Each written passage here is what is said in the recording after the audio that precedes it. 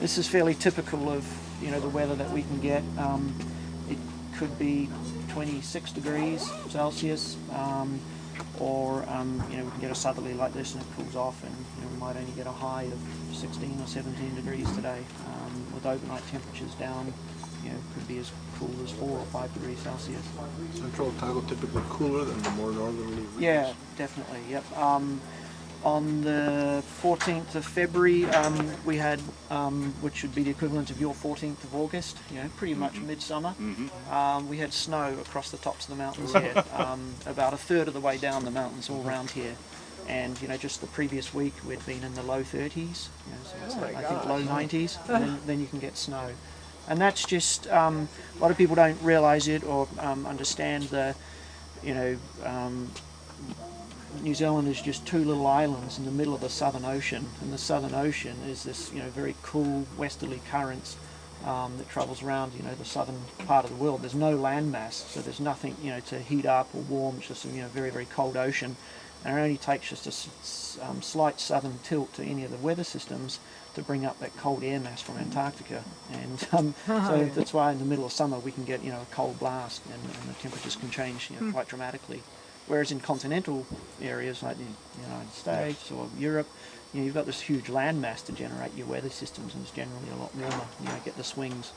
And we're just used to it. So in the middle of summer you don't go out without a second layer, because it could really cool off, and it might have been a hot day, but bang, you get these huge swings in temperature.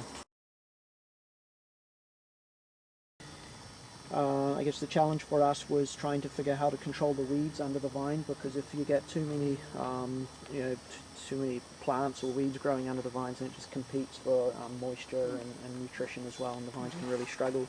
So for the first couple of years we were under vine mowing, so just had a mower that goes down the middle of the row here with a swinging arm that bounced in and out. Mounts on both sides of the tractors and drives down the middle of the row, and it has a sensor arm that hits the vine trunk, and then it just swings out of the way and just comes swinging in and out like that. It's like just a blade, almost the shape of your arm.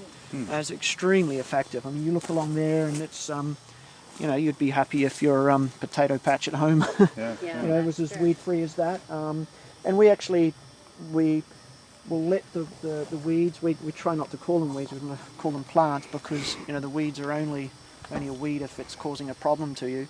But we actually like the fact that they'll grow there, and you get this clumping effect.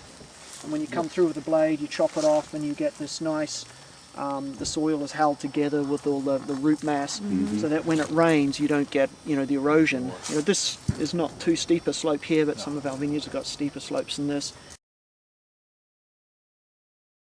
We'll always include a percentage of whole bunches, and that'll vary between 15 and 40% as a layer on the bottom of the tank. We'll just de-stem the rest of the fruit in on top, and the fermentation should start naturally by themselves. We don't use any yeast.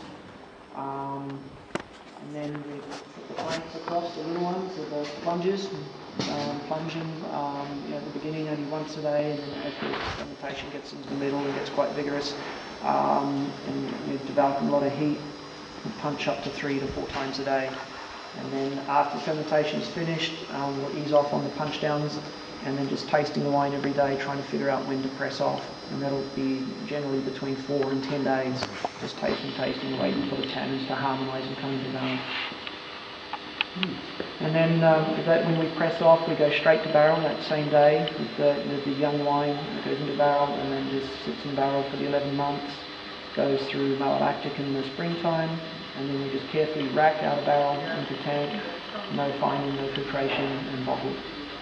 So the winemaking here is pretty simple.